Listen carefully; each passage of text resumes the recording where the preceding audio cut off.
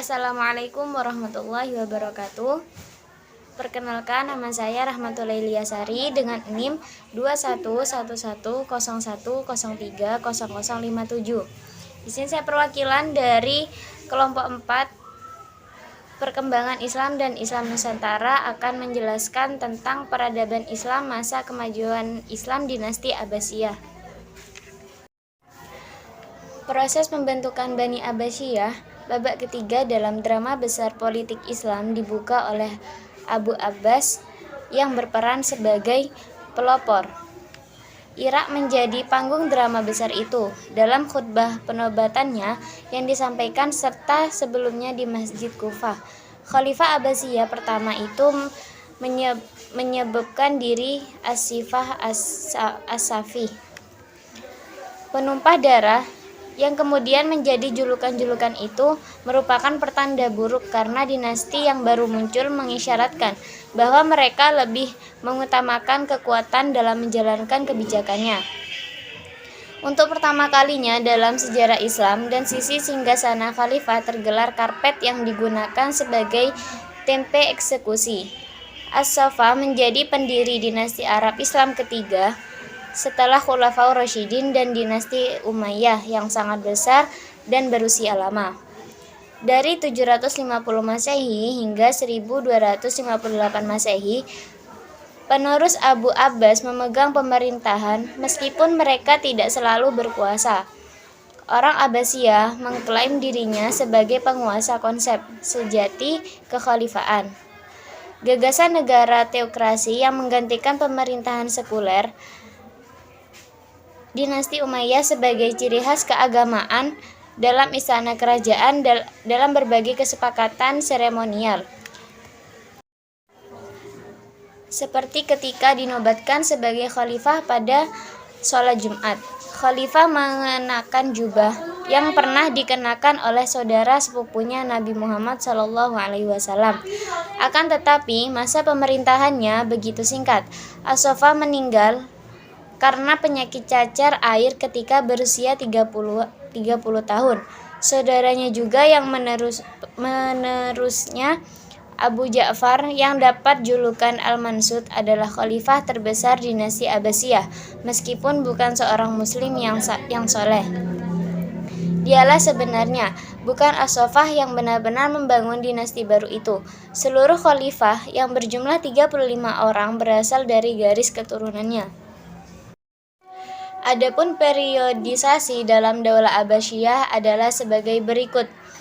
Periode pertama, tahun 750 sampai dengan 847 Masehi. Periode ini diawali dengan tangan besi. Sebagaimana diketahui, Daulah Abbasiyah didirikan oleh Abu Abbas. Dikatakan demikian karena dalam Daulah Abbasiyah berkuasa dua dinasti lain di samping dinasti Abbasiyah. Ternyata dia tidak lama berkuasa, hanya 4 tahun. Pengembangan dalam arti sesungguhnya dilakukan oleh penggantinya, yaitu Abu Ja'far Al-Mansur. Dia memerintahkan dengan kejam, yang merupakan model bagi terciptanya masa kejayaan Daulah Abbasiyah. Pada periode awal pemerintahan dinasti Abbasiyah masih menekankan pada kebijakan perluasan daerah. Kalau dasar pemerintahan Daulah Abbasiyah ini telah diletakkan dan dibangun oleh Abu Abbas Safa dan Abu Ja'far Al-Mansur, maka puncak keemasan dinasti ini berada pada 7 khalifah sesudahnya, sejak masa Khalifah Al-Mahdi hingga Khalifah Al-Wasiq. Periode kedua di tahun 8407 Masehi sampai dengan 945 Masehi. Kebijakan Khalifah Al-Maqasim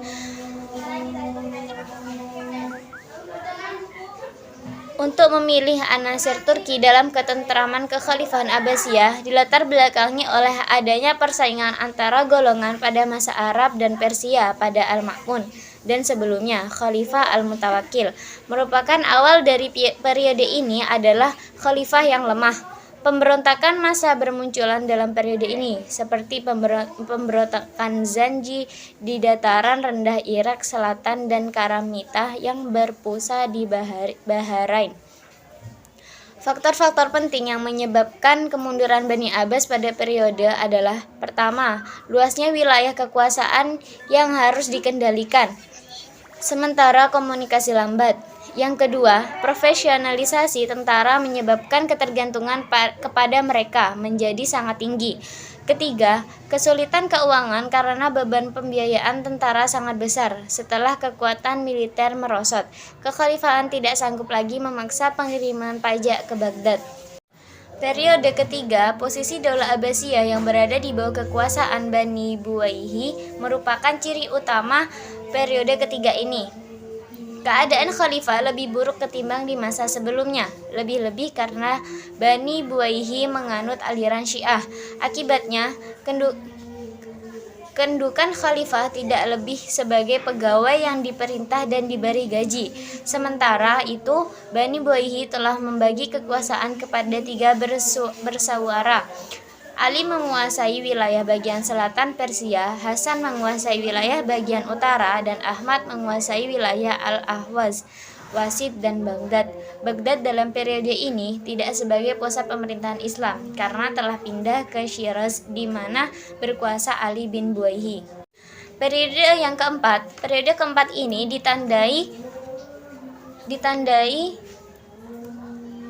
ditandai oleh kekuasaan Bani Seljuk dalam Daulah Abbasiyah. Kehadirannya atas undangan khalifah untuk melumpahkan kekuatan Bani Buwayhi di Baghdad. Keadaan khalifah memang sudah membaik, paling tidak karena kewibawaannya dalam bidang agama sudah kembali setelah beberapa lama dikuasai oleh orang Syiah. Periode kelima, telah terjadi perubahan besar-besaran dalam periode ini. Pada periode ini, Khalifah Abbasiyah tidak lagi berada di bawah kekuasaan suatu dinasti tertentu. Mereka merdeka dan berkuasa, tetapi hanya di Baghdad dan sekitarnya. Sempitnya wilayah kekuasaan Khalifah menunjukkan kelembapan politiknya. Pada masa inilah tentara Mongol dan Tartar menghancurkan Baghdad tanpa perlawanan pada tahun 656 Hijriyah atau 1226 Masehi. Sekian yang dapat saya sampaikan, kurang lebihnya mohon maaf.